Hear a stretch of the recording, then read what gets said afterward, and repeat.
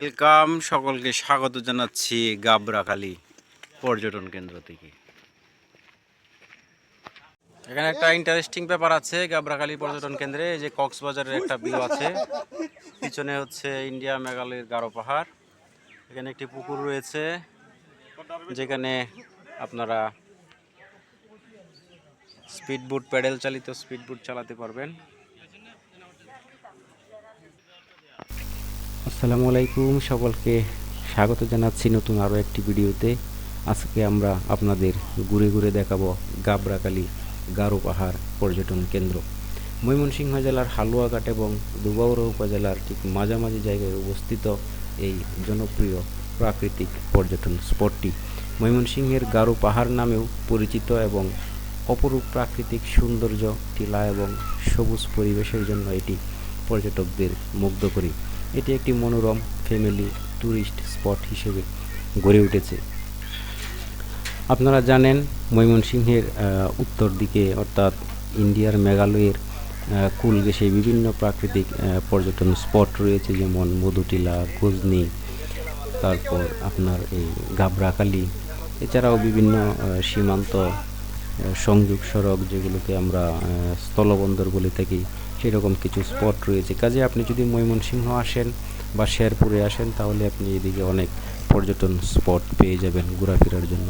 তো যারা মূলত একদিনের জন্য একটি শর্ট ফ্যামিলি ট্যুর বা বন্ধুবান্ধব নিয়ে ঘোরাফেরার কথা ভাবছেন, তারা চলে আসতে পারেন এই গাবরাখালী পর্যটন স্পটে। তো এখানে এসে আপনারা কি দেখবেন?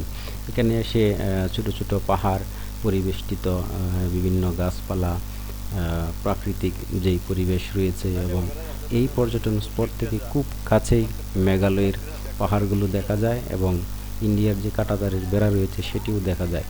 আর সবচেয়ে বড় জিনিস হচ্ছে, আমরা যারা শহরে থাকি তারা একটু কোলাহল মুক্ত পরিবেশ চাই, একটু গ্রামীণ পরিবেশ, সবুজ পরিবেশ, নির্মল পরিবেশ যেখানে মানুষের কোলাহল কম, সেই রকম জায়গায় যারা ঘুরতে চান তারা চলে আসতে পারেন গাবরাখালী। পরন্ত বিকেলে গাবরাখালী পর্যটন কমপ্লেক্সের রূপ।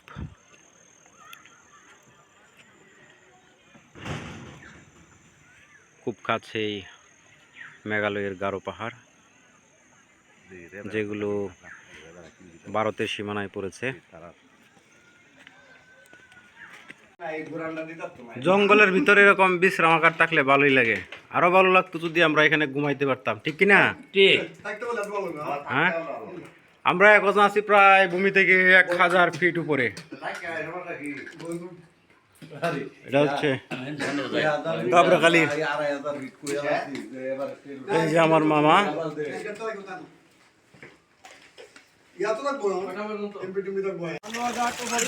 এখানে কিন্তু প্যাডেল চালিত বোটও রয়েছে, যে আমরা প্যাডেল চালিত বোট চালাচ্ছি। আমাদের প্রধান ড্রাইভার আর আমি হাল ধরেছি ইনশাআল্লাহ। আমাদের পিছনের গাড়ি পিছনে পড়ে গেছে।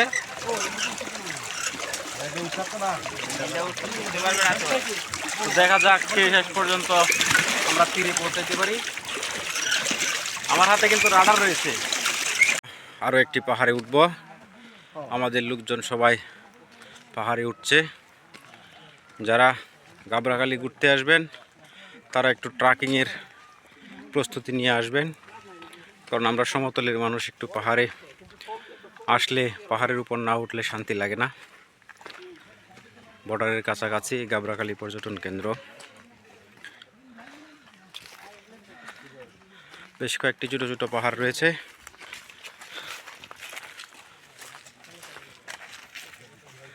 সাথেই থাকুন। তো সকলে ভালো থাকুন, আর ভিডিওটি ভালো লাগলে অবশ্যই চ্যানেলটি সাবস্ক্রাইব করে রাখবেন। ফেসবুক থেকে দেখে থাকলে ফলো দিয়ে পাশে থাকবেন। ধন্যবাদ, আজ বিদায় নিচ্ছি। ইনশাআল্লাহ পরবর্তীতে কোনো ভিডিও নিয়ে হাজির হব। সে পর্যন্ত ভালো থাকুন, সুস্থ থাকুন। আল্লাহ হাফিজ।